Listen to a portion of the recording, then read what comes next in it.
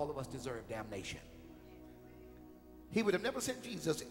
I deserve it. You deserve it. We all deserve damnation. We all deserve hell forever. But his love for us says that, hear me, but I will look beyond and above and over those sin and those struggles in their life. I want my children. I want my family. So when he sends a word, Jesus was the living word of God that was made simple to man so that man could hear God say, this is my plan.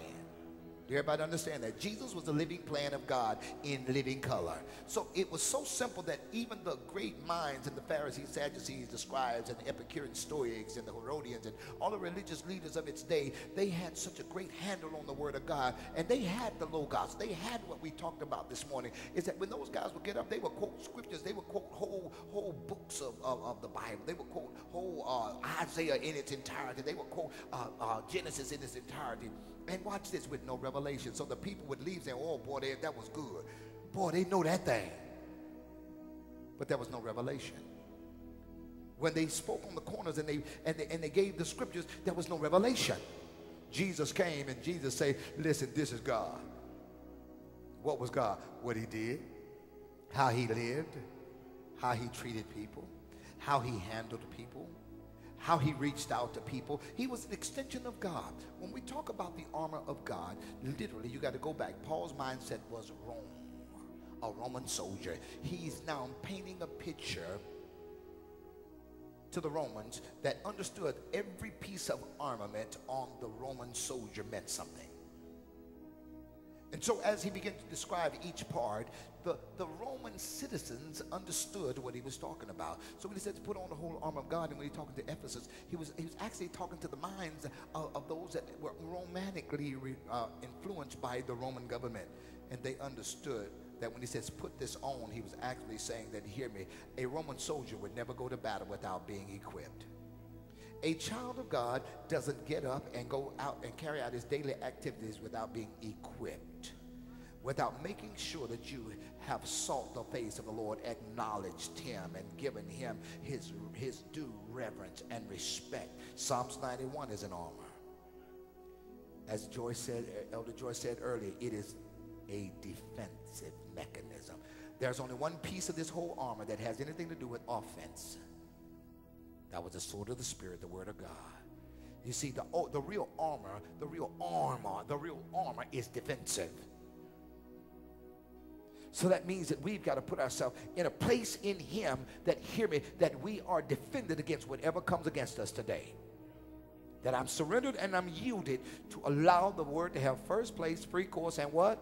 Final authority. So that means that you and I are going to have encounter some situations in a few minutes that's going to challenge me and you to see if I'm putting the word first, giving it free course, and letting that settle and be the final authority. You see, it sounds good when we stand up and talk about it. Oh, it sounds very spiritual when we talk about it, but the truth of the matter is, in a few minutes, all of us are going to be challenged with what God just said. Staying in the boat. Are we talking about? He told them to get back in the boat. Well, what it was is that he first of all told them where to go. He said, get in the boat, go to the other side. In other words, the vessel that God has placed you in, the ministry that God and the covering that God has placed you in is designed to take you where God is leading you. You can't get there on your own. Yeah, you can look at TV Bishop Jakes, Marilyn Hickey, Joyce Myers, and all the great leaders, great biblical theologians of our time. And hear me, they can't take you where only your leader can. You can't be on this boat and that boat and the other boat. He told them, you're going somewhere, and where you're going, I'll be there when you get there. But in every boat, in every ministry, you're going to have some highs and some lows, some ups and some downs, some likes and some dislikes.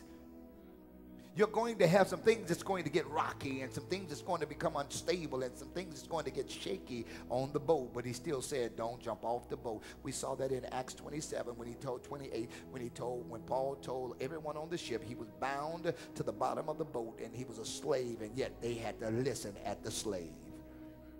Sometimes you feel like that you are the bottom of everything. You're the scum of life. You're rejected by everybody. But listen, the time is coming and the storm is coming where only your voice is going to be the one that's going to be the word from the Lord. That's why I allow you to get up and speak, because hear me, any one of you could have the word of direction, the word of protection, and the word of survival for this ministry.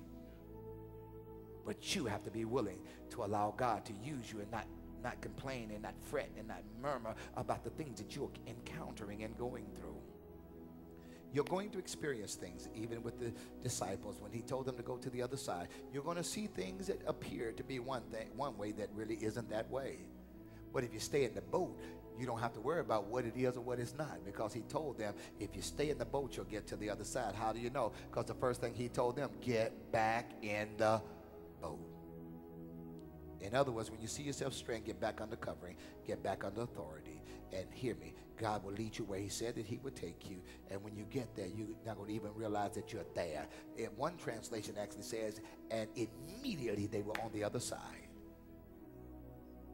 What you mean? When we get back on track, you won't even know when it happened. You won't even know when that habit was broken. You won't even know when you got delivered. You won't even know when that healing came. You won't even know when the miracle happened. All you know is there.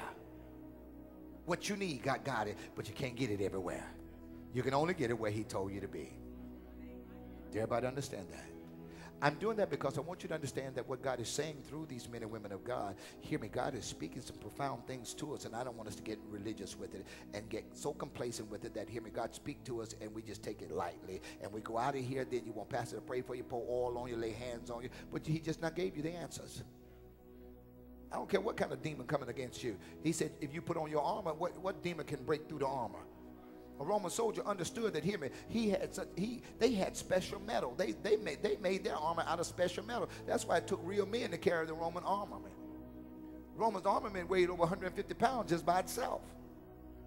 We're not talking about the sword. We're just talking about the armor itself. You had to be a strong individual. In other words, this thing is not for the weaklings. This is not for the shy and those that just want to get by. This is for those that, hey, listen, strong meat, Hebrews 5:14, strong meat. Give it to me like old cowboy. Give me a strong drink, and we get through what he do. Give me another drink. Give it to me like a cup. Full kick. In other words, listen, God is saying, listen, we're going to encounter some strong difficulties and some strong opposition. We are going to experience it. I mean, hear me. That goes with the territory. The day that you said, Jesus, come into my life, I'm going to serve you, Lord, with all my heart. That was the day the devil said, give me some extra supply of demons over here. Dispatch them over there and tag markers. But you are equipped with the armor. You have what it takes, as George said earlier, to defend them off. You got what it takes. Stop letting the devil tell your mind the devil is whipping you and the devil riding you. If he riding you, you better tell him to get a new taxi.